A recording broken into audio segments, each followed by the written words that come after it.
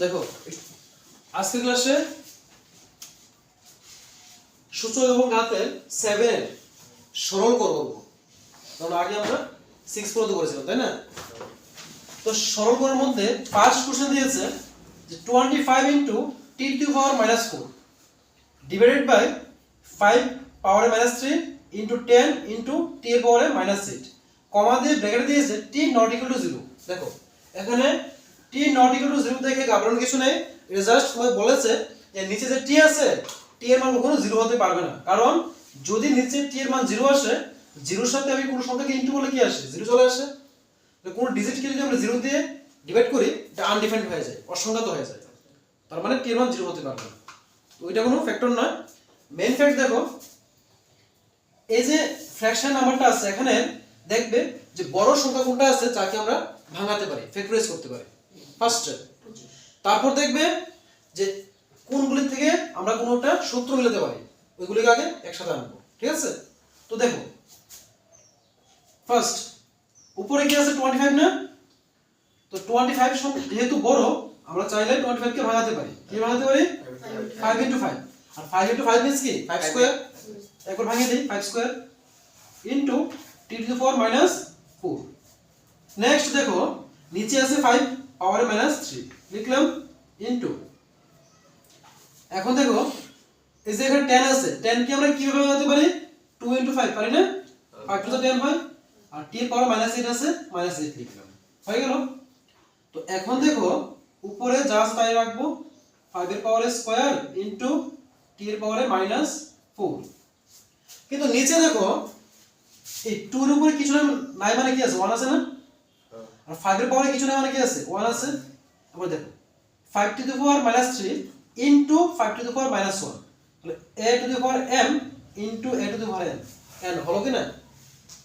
হ্যাঁ, এই যে 5 আছে, দেখো একসাথে লিখলে 5 টু দি পাওয়ার -3 ইনটু 5 আছে না? আবার লিখতে পারি না? 5 টু দি পাওয়ার 1 বাকি হলো কি 2 into a to t to the power -8 equal to, টান দাও উপরে আছে 5 স্কয়ার, লেখো 5 স্কয়ার ইনটু t এর পাওয়ারে -4। আবার নিচে দেখো a to the power m into a to the power n, বুঝলে কি না? হ্যাঁ, তাহলে কি হবে? a to the power m means -3, যেহেতু ইনটু আছে কি হবে? এটা প্লাস হবে। n কত এখানে? 1 হলো। Next into 2 into t to the power -8 equal to, টান দাও উপরে আছে 5 স্কয়ার, 5 স্কয়ার লিখো ইনটু t এর পাওয়ার -4 আছে, লিখে নাও। আবার এখানে দেখো 5 আছে, 5 লিখলাম, প্লাস আছে মাইনাস, 3 থেকে 1 চলে গেল কত থাকে? 2, আর বড় সংখ্যা থেকে মাইনাস চিহ্ন আছে তো -2 ইনটু 2 ইনটু t এর পাওয়ারে -8। তারপর দেখো এই লাইনটা এখানে করছি, উপরে কি আছে দেখো তো 5 টু দি পাওয়ার 2, নিচে আরো 5 টু দি পাওয়ার -2, তার মানে কি a to the power m by a to the power n divided এটা, আর ডিভাইডের সময় পাওয়ার কি হয়ে যায়? মাইনাস হয়ে যায়। তো আমরা লিখতে পারি না? দেখো তো 5 পাওয়ার কি আছে? প্রথমে 2 আছে, 2 লিখলাম মানে m লিখলাম, মাইনাস n কত? -2 তো পাওয়ারে -2 লিখলাম ইনটু, আবার দেখো উপরে 2 নেই, নিচে 2 আছে, 2 লিখবো না এখন। 8 এ দেখো t এর পাওয়ার -4 আছে, t এর পাওয়ার -8 মানে a to the power m by a to the power n এর সূত্র। তো এখানে a বলতে কত? এখানে t, তো t লিখলাম, এখানে m মিন্স উপরটা -4 তো -4 লিখলাম, মাইনাস নিচে দেখো n কত? -8 লিখবো, -8 লিখে নিলাম। আবার দেখো বাকি ছিল কি? 2 ছিল নিচে, তাহলে এখানে ইনটু দিয়ে যেহেতু উপরে কিছু নেই 1/2 দিয়ে রাখি, বুঝলো তো? কারণ 2 নিচে আছে, নিচে লিখলাম ইকুয়াল টু 5 এর 5 লিখলাম, 2 আছে মাইনাস আছে plus 2 into t to the power -4 আছে, -4 মাইনাস আছে প্লাস 8 ইনটু 1/2 আছে, 1/2 লিখলাম ইকুয়াল টু, টান দাও একটা, দেখো নিচে কি আছে? 2 আছে, 2 বসে দিলাম।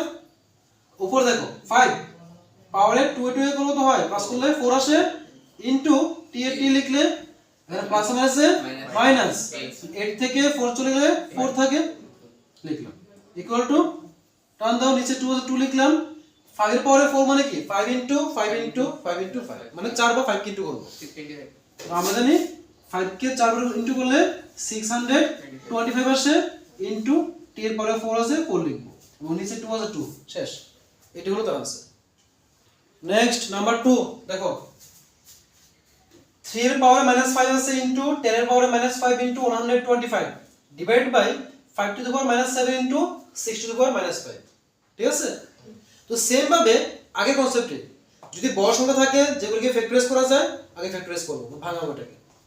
তো ফার্স্ট দেখো কি আছে এখানে টার্ম দেবো একটা নিচে 5 আছে 5 লিখলাম পাওয়ার -7 লিখব ইনটু দেখো 6 কে ভাঙা যায় না 2 ইনটু 3 যত ভাঙানো যায় আগে ভাঙাবো। তো লিখি আমরা 2 ইনটু 3 পাওয়ারে -5 আছে -5 হয়ে গেল।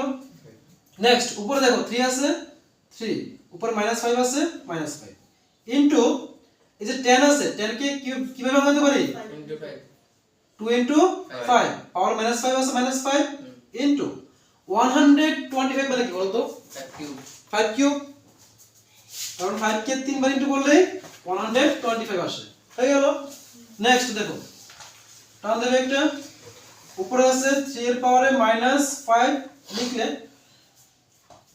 তারপর দেখো ইনটু দেখো 2 into 5 whole to the power -5 মানে কোন সূত্রটা বলতো যদি আমরা m লিখি a ইনটু b হোল পাওয়ারে m লিখি তার মানে কি a এর উপরে m আছে b এর উপরেও m আছে বুঝলে তো এই সূত্রটা। তাহলে 2 এর পাওয়ারও -5 আছে 2 এর পাওয়ারে -5 লিখলাম ইনটু 5 এর পাওয়ারেও -5 আছে লিখলাম ইনটু 5 এর পাওয়ারে কিউব। নিচে দেখো সেম ভাবে 5 টু দি পাওয়ার -7 ইনটু 2 এর পাওয়ারে -5 হবে ইনটু 3 এর পাওয়ারও -5 হবে বুঝলে তো। নেক্সট দেখো ফার্স্ট উপরে দেখো সূত্র হয় 3 এর পাওয়ার -5 থাকবে এটা 2 এর পাওয়ার -5 এটা থাকবে 3 to the power -5 into 2 to the power -5 কিন্তু এখানে দেখো a to the power m into a to the power n হয়ে আছে ঠিক কি না। তো লিখতে পারি না a to the power m means -5 plus n means 3 হলো এটা। আর নিচে দেখো যা তাই হবে 5 টু দি পাওয়ার -7 ইনটু 2 এর পাওয়ার -5 ইনটু 3 এর পাওয়ার -5। তো এখন দেখো উপরে দেখো যা তাই লিখবো 3 এর পাওয়ারে -5 লিখলাম ইনটু 2 এর পাওয়ারে -5 ইনটু 5 টু দি পাওয়ার দেওয়া দেখো প্লাস মাইনাসে মাইনাস তাহলে -2 থাকবে।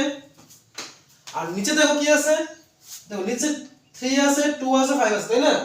তো লেখার সময় আমরা একটু ঘুরিয়ে লিখি যেমন দেখো উপরে প্রথমে কি আছে 3 আছে না তো এখানে নিচেও তো 3 আছে তো 3 এর নিচে 3টা লিখে তো সুবিধা হবে আমাদের বুঝতে।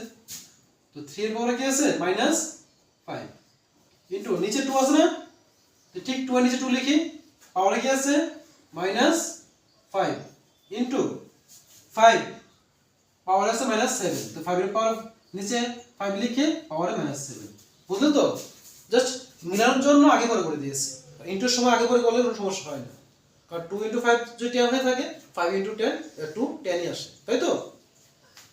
তো যখনই মিলে দিলাম সাথে সাথে দেখো সূত্র হয়ে যাচ্ছে তো কোনটা সূত্র হবে এটা কি 3 এটাও 3 a to the power m by a to the power n এর সূত্র বুঝতে পারলে তো।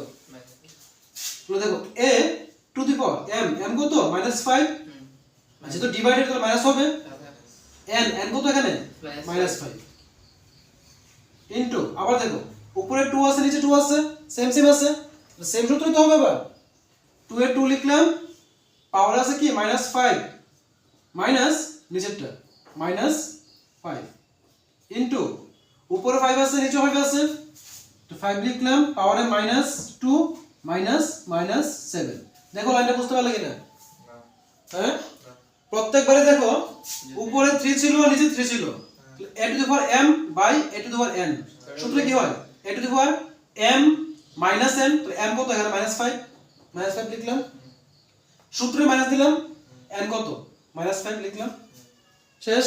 নেক্সট ইনটু দিলাম এটা কি 2, এটাও কি 2। এটাকে a বললে a টু দি পাওয়ার কি হলো m বাই কি a to the power n। সূত্র কি a to the power m - n। a কত এখানে 2 a কত 2 লিখলাম, m কত -5, সূত্রে মাইনাস দিলাম, আর n কত এখানে -5 বসালাম। সেম ভাবে দেখো 5 আর 5 আছে, সেম সূত্র, a মানে 5 লিখলাম, তো -2 লিখলাম উপরে, সূত্রে মাইনাস, আর নিচে হলো n মিন্স -7। এখন বুঝলে তো? তো এখন দেখো 3 এ 3 লিখলাম উপরে, -5 আছে লিখলাম, -7 আছে +5 ইনটু 2 লিখলাম উপরে -5 -7 আছে +5 ইনটু 5 -2 আর -7 আছে কি হবে +7 ইকুয়াল টু 3 এর পাওয়ার দেখো +7 আছে কি হয় মাইনাস, তো 5 - 5 কত হয় 0, তো 3 এর পাওয়ার 0 ইনটু 2 লিখলাম, +7 আছে মাইনাস, তাহলে 5 - 5 0 ইনটু 5 +7 আছে মাইনাস, তো 7 থেকে 2 চলে গেলে কত থাকে 5 থাকে, হয়ে গেল। নেক্সট 3 এর পাওয়ার 0, আমরা কি জানি যে কারোর উপরে 0 থাকে মানে কি a টু দি পাওয়ার 0 কত হয় 1, তো 3 এর পাওয়ার 0 মানে কত হবে 1 হবে ইনটু 2 এর পাওয়ার 0 মানে কত হবে 1 হবে।